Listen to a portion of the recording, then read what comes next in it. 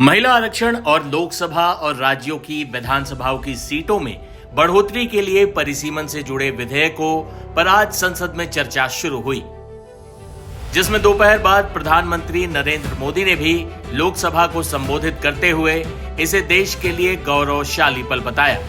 PM Modi ने कहा कि महिलाओं को नीति निर्माण में हिस्सेदारी देना समय की सबसे बड़ी मांग है।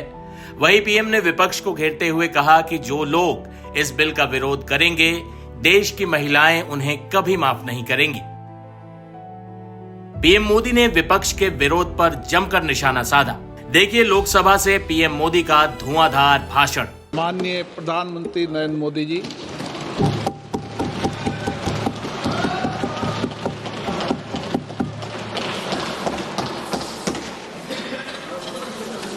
आदरणीय अध्यक्ष जी,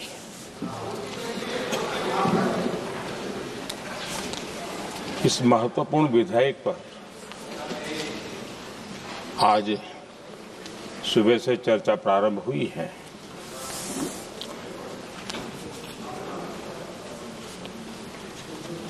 काफी साथी यहां से भी जिन मुद्दों को स्पर्श किया गया है उसको तथ्य से और तर्क से सदन को जरूर जानकारी देंगे, और इसलिए मैं उन विषयों में जाना नहीं चाहता। आदरणीय अध्यक्ष जी, राष्ट्र के जीवन में कुछ महत्वपूर्ण पल आते हैं और उस समय की समाज की मनस्थिति और नेतृत्व की क्षमता उस पल को कैप्चर करके एक राष्ट्र की अमानत बना देती है, एक मजबूत धरोहर तैयार कर देती है। मैं समझता हूं कि भारत के संसदीय लोकतंत्र के इतिहास में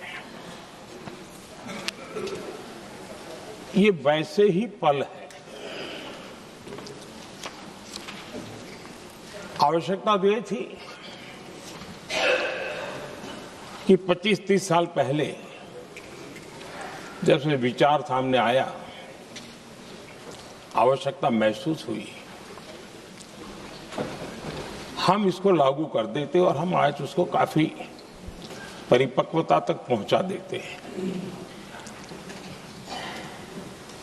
और आवश्यकता के अनुसार उसमें समय समय पर सुधार भी होते हैं, और यही तो लोकतंत्र की ब्यूटी होती है। हमारी मदर ऑफ डेमोक्रेसी है, हमारी हजारों साल की लोकतंत्र की एक विकास यात्रा रही है, और उस विकास यात्रा में एक नया आयाम जोड़ने का एक शुभ अवसर सदन के हम सभी साथियों को मिला है। और मैंने प्रारंभ में कहा है कि हम सब भाग्यवान हैं कि हमें ऐसे महत्वपूर्ण और देश की आधी आबादी को इस राष्ट्र निर्माण की नीति निर्धारण प्रक्रिया में हिस्सेदार बनाने का सौभाग्य मिल रहा है।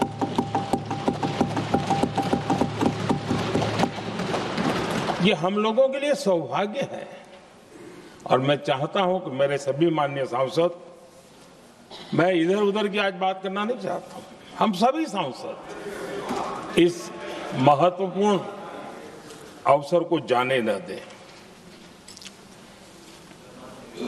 हम भारतीय सब मिल करके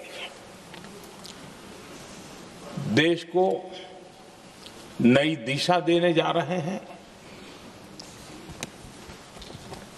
हमारी शासन व्यवस्था को संवेदनशीलता से भरने का एक सार्थक प्रयास करने के लिए जा रहे हैं। और मुझे विश्वास है कि इस मंथन से जो अमृत निकलेगा वो देश की राजनीति की भी उसके रूप स्वरूप को तो तय करने ही करने वाला है, लेकिन ये देश की दिशा और दशा भी तय करने वाला है। इतने महत्वपूर्ण मोड़ पर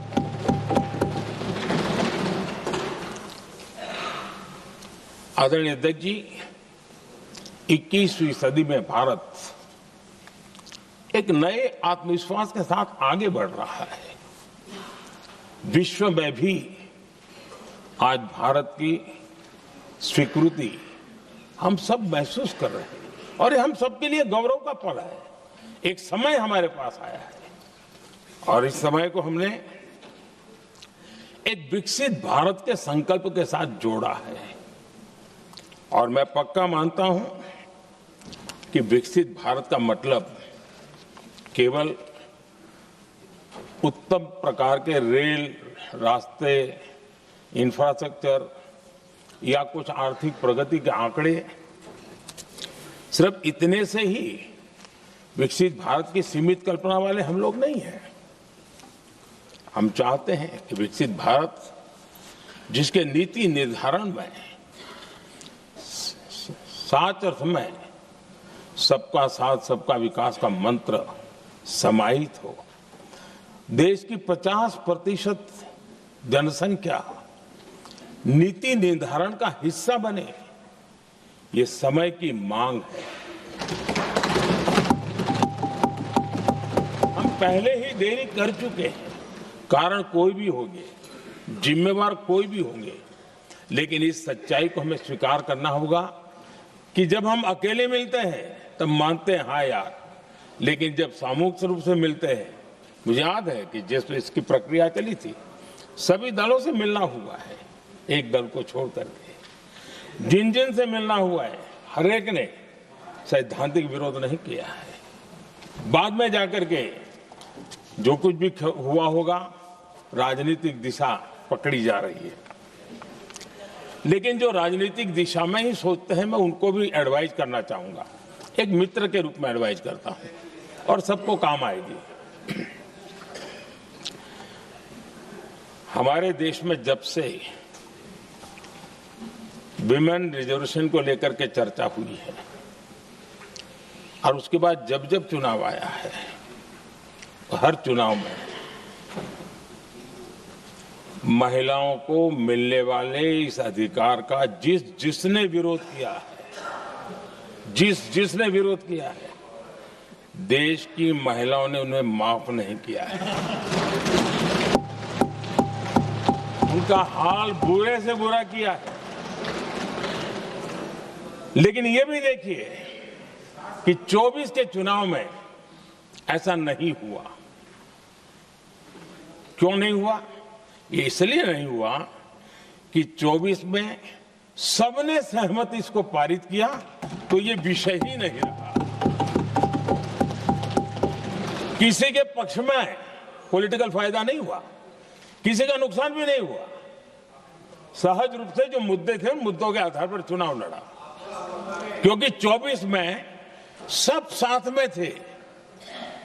कुछ लोग यहां है, कुछ लोग नहीं है, लेकिन सब साथ में थे। आज भी मैं कहता हूं, अगर हम सब साथ में जाते हैं तो इतिहास गवाह है कि किसी एक के राजनीतिक पक्ष में नहीं जाएगा। ये देश के लोकतंत्र के पक्ष में जाएगा, देश के सामूहिक निर्णय शक्ति के पक्ष में जाएगा और हम सब उसके यश के हकदार होंगे। न ट्रेजरी बैंक उसका हकदार रहेगा, न मोदी उसका हकदार रहेगा, यहां बैठे हुए सब हकदार रहेंगे। और इसलिए जिन लोगों को इसमें राजनीति की बू आ रही है, मैं चाहूंगा कि वो खुद के परिणामों को पिछले 30 साल में देख ले। फायदा उनका भी इसी में रास्ता दिखाता हूं, इसी में फायदा है कि जो नुकसान हो रहा है उससे बच जाओगे। और इसलिए मैं समझता हूं कि इसको राजनीतिक रंग देने की जरूरत नहीं है।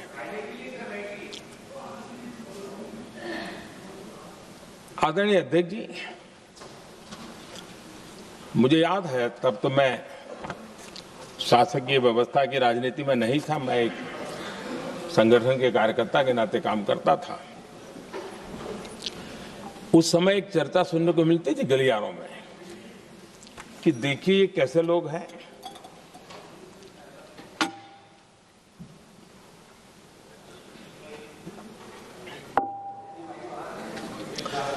पंचायतों में आरक्षण देना है तो बहुत आराम से दे देते हैं, लेकिन आप कह रहे तो कह रहे हैं,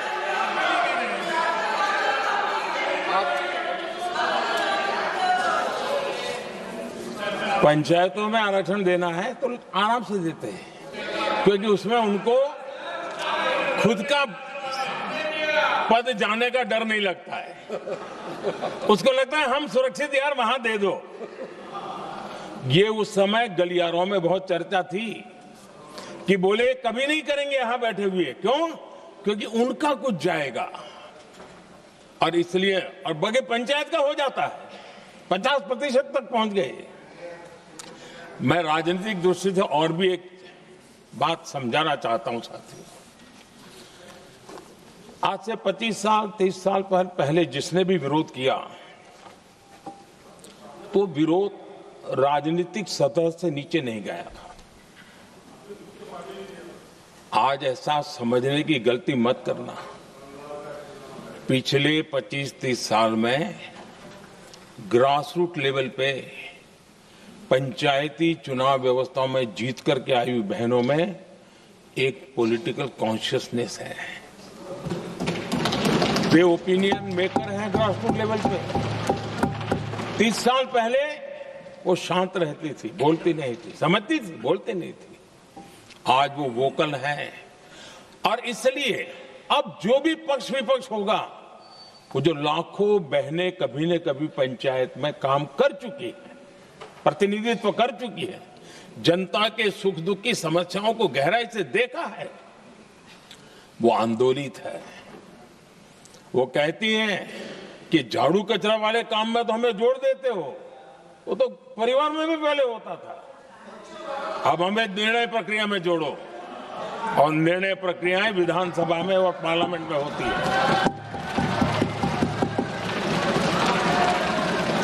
और इसलिए मैं राजनीतिक जीवन में जो लोग प्रगति चाहते, मैं किसी भी सांसद की बात करता हूं, किसी भी एमएलए की बात करता हूं, ये दल वो दल की बात मैं नहीं कर रहा हूं। जो भी राजनीतिक जीवन में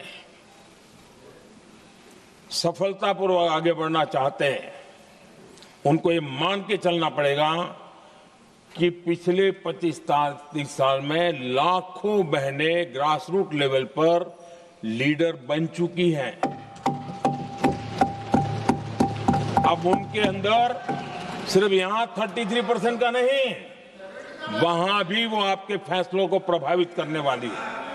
और इसलिए जो आज विरोध करेंगे उसको लंबे समय तक कीमत चुकानी पड़ेगी, लंबे समय तक कीमत चुकानी पड़ेगी। और इसलिए राजनीतिक समझदारी भी इसी में है कि हम ग्रास रूट लेवल पर महिलाओं की जो पॉलिटिकल लीडरशिप खड़ी हुई है, उसको आपने अब कंसीडर करना पड़ेगा। यहां मैंने सुना हमारे मुलायम सिंह जी थे, तब से एक विषय चला रहे हैं, उनके परिवार वाले पे भी चला रहे हैं। आप देश की बहनों पर भरोसा करो ना, उनकी समझदारी पर भरोसा करो। एक बार 33% बहनों को यहां आने दो, आकर के उनको निर्णय करने दो, किसको देना है, किसको नहीं देना है, इस वर्ग को देना, उस वर्ग को देना, करेंगे वो निर्णय। हम उनके सामर्थ्य पर आशंका क्यों करते भाई?